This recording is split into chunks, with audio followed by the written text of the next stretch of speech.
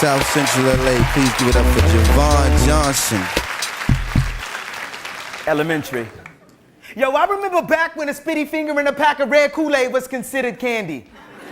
And in the wintertime, everything was fine and dandy because Miles bought me that black starter jacket that I couldn't even wear because they was killing people for them.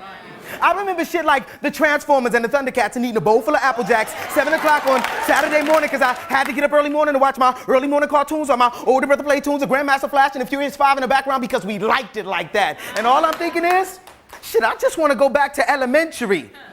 So, a little over a decade ago, I'm sitting in Miss Norris's 5th grade class, ready to take on the world, and Miss Norris comes up to me and says, Javon, what do you want to be when you grow up? I looked her square in the eye and I said, when I grow up, I'm going to be a teenage mutant ninja turtle.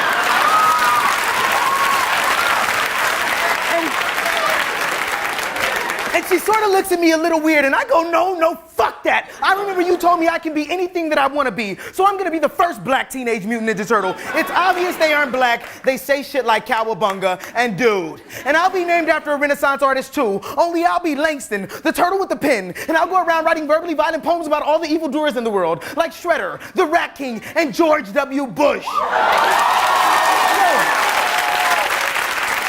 So a little over a month ago, I'm back in Miss Norris's 5th grade class, and I'm lecturing to the kids about the importance of education, and this little kid, who sort of reminds me of myself, raises his hand and says, so mister, with all this education, what have you become? I looked him square in the eye, and I said, I'm a fucking teenage mutant ninja turtle.